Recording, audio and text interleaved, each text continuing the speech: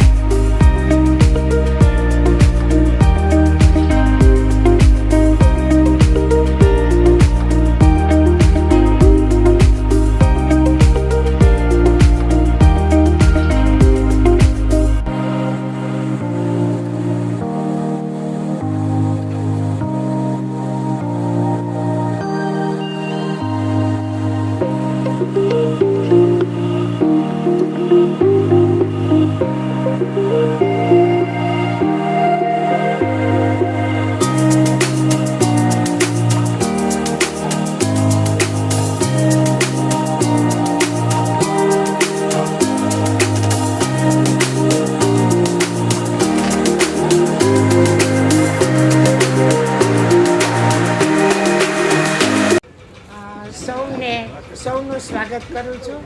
આજે આપણે માકડ સાહેબની 63મી એનિવર્સરી પ્રસંગે એકઠા થયા છીએ।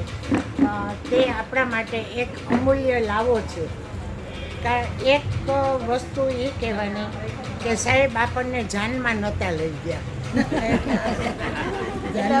એટલે આજે આપણે સાહેબની જાનમાં જવાનું છે।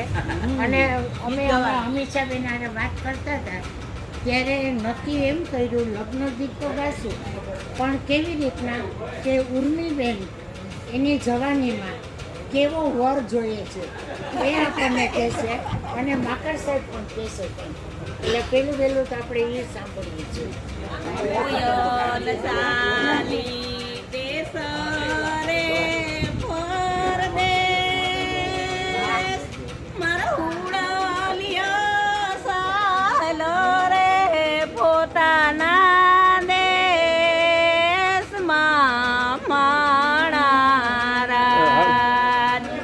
કોયલ માગે હારો લાની જો મારે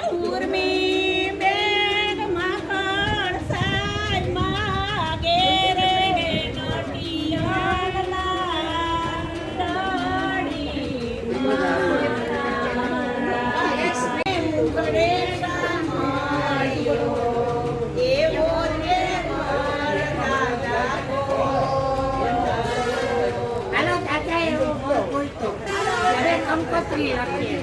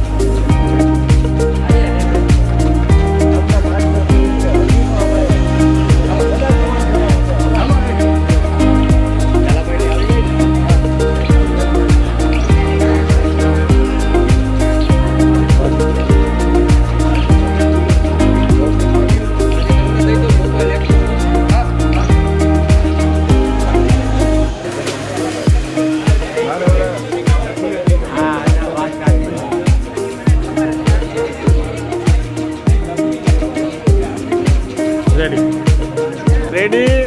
Smile, please.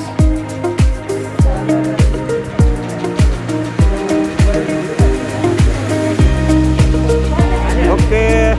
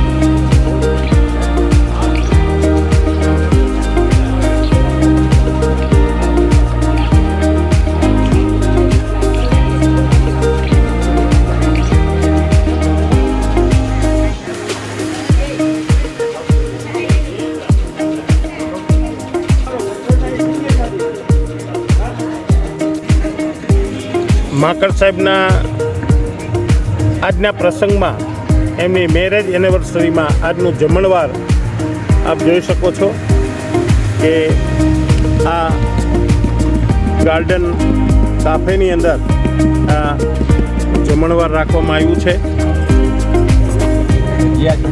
અત્યારે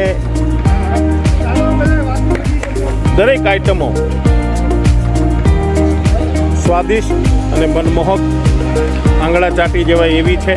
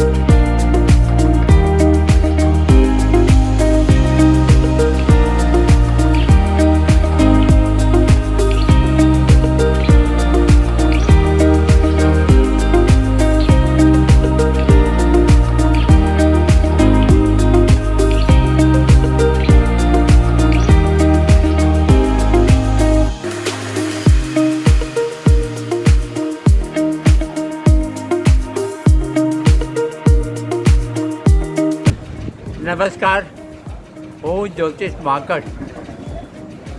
આજે સિનિયર સિટીઝન મંડળનું ટ્રસ્ટી મંડળ મધુશાલા નામનું અમારું ગ્રુપ ચાલે છે તથા લાફિંગ ક્લબના પ્રતિનિધિ એવા પ્રફુલભાઈ કોઠારી બધાએ મળીને મારી આજે 63મી મેરેજ એનિવર્સરી છે એ ઉજવી છે. તે માટે હું આપ સર્વેનો ખૂબ ખૂબ આભારી છું. મને અત્યારે 88મું વર્ષ ચાલે છે અને આજે મારા લગ્ન જીવનને 62 વર્ષ પૂરા થઈ અને 63મું વર્ષ શરૂઆત થઈ. લગ્નની એમ માનો ને શરૂઆતથી આજ લગી ખૂબ સંતોષપૂર્વક જીવન જીવ્યા છીએ અને જીવનમાં સંઘર્ષ તો કરવો જ પડે, અમારે પણ કરવો પડેલો, પણ એ સંઘર્ષમાં એકબીજાના સહારે અમે બહુ સારી રીતે પાસ કર્યો અને અત્યારે ખૂબ આનંદથી જીવાય. હવે અત્યારે જે આનંદ, મોજ મજા આ બધું થાય છે એનું કારણ સિનિયર સિટીઝન મંડળ છે અને ખાસ કરીને એ લોકોનું ટ્રસ્ટીગણ છે. એ ટ્રસ્ટીગણ એટલી બધી મહેનત કરે છે અને હું એમ કહું કે મને પ્રમુખ તરીકે નિભાવી લેશે તોય ચાલે, પણ એ બધાએ મારું જીવન જીવવા લાયક બનાવ્યું છે. એ માટે હું સમસ્ત ટ્રસ્ટીગણનો આભાર માનું છું અને એટલું જ અગત્યનો રોલ ભજવ્યો છે મધુશાલાએ. અમે મધુશાલામાં પણ ઘણા વખત ઘણી ટ્રીપ કરી, આ પિકનિક કરી અને એ લોકોએ પણ જીવનમાં જે સાથ અને સહકાર આપ્યો તે માટે આભાર. મારું એક જ કહેવાનું છે કે બધાએ જીવનમાં જો આનંદ કરવો હોય તો જીવન પ્રત્યે એકદમ હકારાત્મકતા કેળવો. ઈશ્વર પાસે માગવાનું હોય તો એ જ માગો કે મારામાંથી અભિમાન, ઈર્ષ્યા અને ખરાબ વિચારો દૂર થાય. પ્રેમ, કરુણા અને સારા વિચારો મારામાં આવે એવી કૃપા કરો. મેં જીવનમાં આપને વાત કરી કે સંઘર્ષ આવે છે. અમારા જીવનમાં પણ સંઘર્ષ આવેલો. આમ જોઈએ તો એટલો મોટો બધો સંઘર્ષ હતો કે ગભરાઈ જાય માણસ, થાકી જાય. મારા પુત્ર અને પુત્રી બેય જન્મથી જ અંદર છે. એ લોકોને આગળ વધારવા માટે, એ લોકોમાં ઇન્ફિનિટી કોમ્પ્લેક્સ ડેવલપ ના થાય, પૂરતું એજ્યુકેશન લે. એકલું એજ્યુકેશન નહીં પણ જનરલ નોલેજ, જનરલ લિટરેચરનું પણ જ્ઞાન થાય. એ માટે મેં ને મારા પત્નીએ ઘણો સંઘર્ષ કર્યો અને એના ફળ સ્વરૂપે મારી પુત્રી BAમાં ફર્સ્ટ ક્લાસ પાસ થઈ અને મારો સન આશિષ માકડ ચાર્ટર્ડ એકાઉન્ટન્ટ છો અને ઓલ ઇન્ડિયામાં રેન્ક હોલ્ડર પણ હતો અને અત્યારે એ પોતાની ટેક્સ કન્સલ્ટેશન અને ઓડિટની ઓફિસ ચલાવે છે. JDCC કોમર્શિયલ કોઓપરેટિવ બેંકમાં મેનેજિંગ ડિરેક્ટર છે. પણ એ માટે તો તમારે પોતાએ મહેનત કરવાની હોય છે અને ઉપરથી બ્લેસિંગ ઉતરે તો જ આ બધું શક્ય બને છે. એટલે આનો બધો આભાર મારે મારા ગુરુજીનો માનવાનો છે કે જેણે એના બ્લેસિંગથી અમે અહીંયા પહોંચ્યા છીએ. આભાર.